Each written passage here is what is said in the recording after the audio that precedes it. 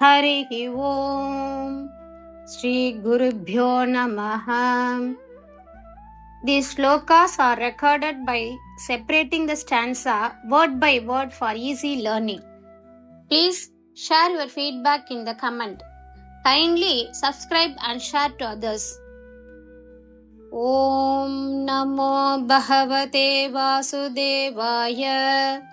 Om Namo Narayanaya. Shloka 5. Who among us would ever touch you after you heartlessly left me alone in the forest?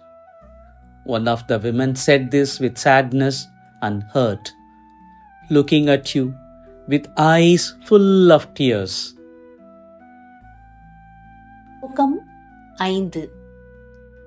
நீ கொஞ்சமும் கருணையின்றி என்னை காட்டில் தனியாக விட்டுச் சென்ற பிறகு எங்களில் யார் உன்னை தொடுவார்கள் என்று பெண்களில் ஒருத்தி சோகத்துடனும் கண்ணீர் நிறைந்த கண்களுடனும் உன்னை பார்த்துச் சொன்னாள். 5-ാം ശ്ലോകം. കാട്ടിൽ എന്നെ തനിച്ചാക്കിയതിനു ശേഷം ഞങ്ങളിൽ ആരാണ് ഇനി നിന്നെ സ്പർശിക്കാൻ താല്പര്യപ്പെടുക എന്ന് ഒരാൾ കണ്ണീരോടെയും ദുഃഖത്തോടെയും നിന്നെ നോക്കി പറഞ്ഞു. വികരുണഃ വനേ സംവിഹായ മാം. വികരുണോ വനേ സംവിഹായ മാം. വികരുണോ വനേ സംവിഹായ മാം. അപഗതഃ അസി കാ ത്വാം ഇഹ സ്പൃശേത്. അപഗതോസി കാ ത്വാമിഹ സ്പൃശേത്. അപഗതോസി കാ ത്വാമിഹ സ്പൃശേത്. അപഗതോസി കാ ത്വാമിഹ സ്പൃശേത്. ഇതി സരോഷയാ താവത് ഏകയാ. ഇതി സരോഷയാ താവദേകയാ. ഇതി സരോഷയാ താവദേകയാ. ഇതി സരോഷയാ താവദേകയാ. സജലലോചനം വീക്ഷിതഃ ഭവാൻ. സജലലോചനം വീക്ഷിതോ ഭവാൻ. സജലലോചനം വീക്ഷിതോ ഭവാൻ. സജലലോചനം വീക്ഷിതോ ഭവാൻ. വികരുണോ വനേ സംവിഹായ മാം. അപഗതോസി കാ ത്വാമിഹ സ്പൃശേത്. ഇതി സരോഷയാ താവദേകയാ. സജനലോചനം വീക്ഷിതോ ഭവാൻ. വികരുണോ വനേ സംവിഹായ മാം. അപഗതോസി കാ ത്വാമിഹ സ്പൃശേത്. ഇതി സരോഷയാ താവദേകയാ. സജനലോചനം വീക്ഷിതോ ഭവാൻ. വികരുണോ വനേ സംവിഹായ മാം. അപഗതോസി കാ ത്വാമിഹ സ്പൃശേത്.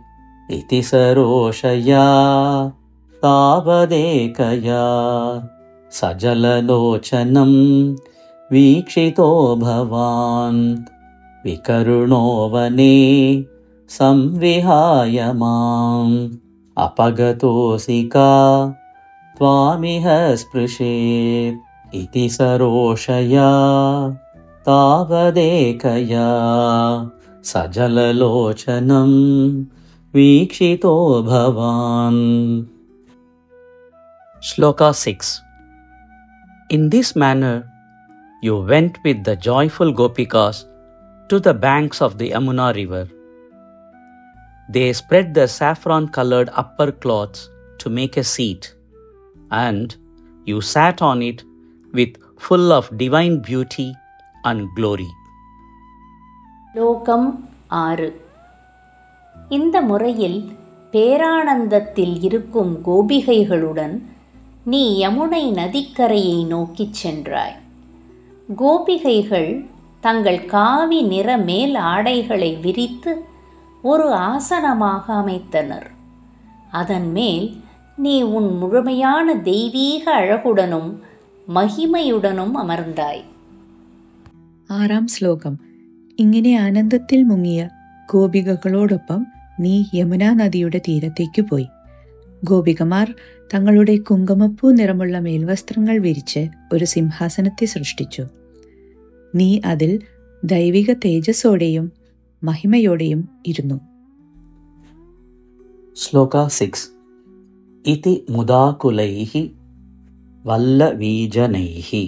इति मुदाकुलैर्वल्लवीजनैः इति मुदाकुलैर्वल्लवीजनैः इति मुदाकुलैर्वल्लवीजनैः समम् उपागतः यामुने तटे सममुपागतो यामुने तटे सममुपागतो यामुने तटे सममुपागतो यामुने तटे मृदुकुच अम्बरैः कल्पित आसने मृदुकुचाम्बरैः कल्पितासने मृदुकुचाम्बरैः कल्पितासने मृदुकुचाम्बरैः कल्पितासने घुसृणभासुरे पर्यशोभताः घुसृणभासुरे पर्यशोभताः घुसृणभासुरे पर्यशोभताः इति मुदाकुलैर्वल्लवीजनैः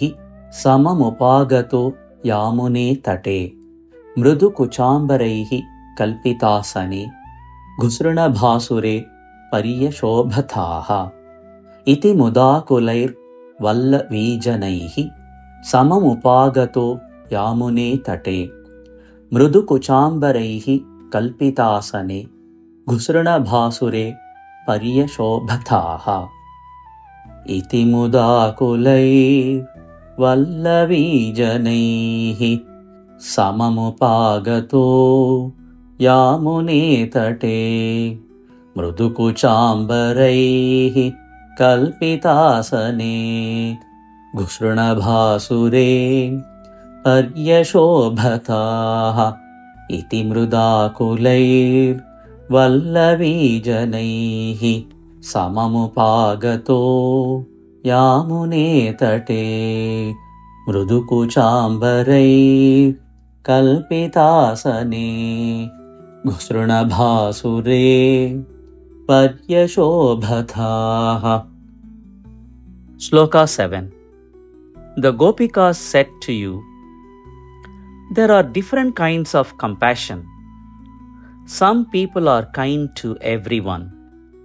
Some show kindness only to those close to them.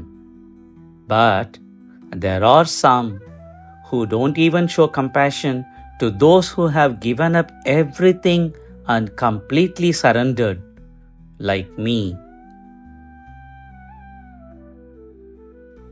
ஸ்லோகம் 7. கோபிகைகள் உன்னிடம் இவ்வாறு கூறினார்கள். கருணைக்கும் பல வகைகள் உள்ளன. சிலர் எல்லோரிடமும் கருணை செலுத்துவார்கள். சிலர் தங்களின் நெருங்கியவர்களிடம் மட்டும் கருணையுடன் இருப்பார்கள். ஆனால் சிலர் என்னைப் போல தம்மை முழுமையாக சரணடைந்தவர்களுக்கே கூட கருணை இல்லாமல் ഇരുപ്പാர்கள். 7-ാം ശ്ലോകം. ഗോപികമാർ നിന്നോടിങ്ങനെ പറഞ്ഞു, കരുണയ്ക്ക് പല രൂപങ്ങളുണ്ട്. ചിലർ എല്ലാവരോടും കരുണ കാണിക്കുന്നു.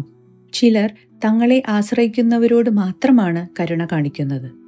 പക്ഷേ എല്ലാം ഉപേക്ഷിച്ച് പൂർണ്ണമായും കീഴടങ്ങിയവരോട് അനുകമ്പ കാണിക്കാത്ത ചിലരുണ്ട്, എന്നെ പോലെ. Shloka 7. Kati vidha kripa ke api sarvatah Kati vidha kripa kepi sarvatah Kati vidha kripa kepi sarvatah Kati vidha kripa kepi sarvatah Dhrita dayodayaha kechit asrite Dhrita dayodayaha kechidasrite Dhrita dayodayaha kechidasrite Katichit idrisha ma drisheshu api Katichididrisha ma drisheshvapi Katichididrisha ma drisheshvapi Katichididrisha ma drisheshvapi Iti abhihitah bhavan vallavijanaihi Ityabhihito bhavan vallavijanaihi Ityabhihito bhavan vallavijanaihi Ityabhihito bhavan vallavijanaihi Katividha kripa kepi sarvatah Dhrita dayodayaha kechidashrite Katichididrisha ma drisheshvapi Ityabhihito bhavan वल्लवीजनैः कतिविधा कृपा केऽपि सर्वतः धृतदयोदयाः केचिदाश्रिते कतिचिदीदृशा मा दृशेष्वपि इत्यभिहितो भवान् वल्लवीजनैः कतिविधा कृपा केऽपि सर्वतः धृतदयोदया केचिदाश्रिते कतिचिदीदृशा मादृशेष्वपि त्यभिहितो भवान् वल्लवीजनैः कतिविधा कृपा केऽपि सर्वतः धृतदयोदया केचिदाश्रिते कतिचिदीदृशा मादृशेष्वपि त्यभिहितो भवान् वल्लवीजनैः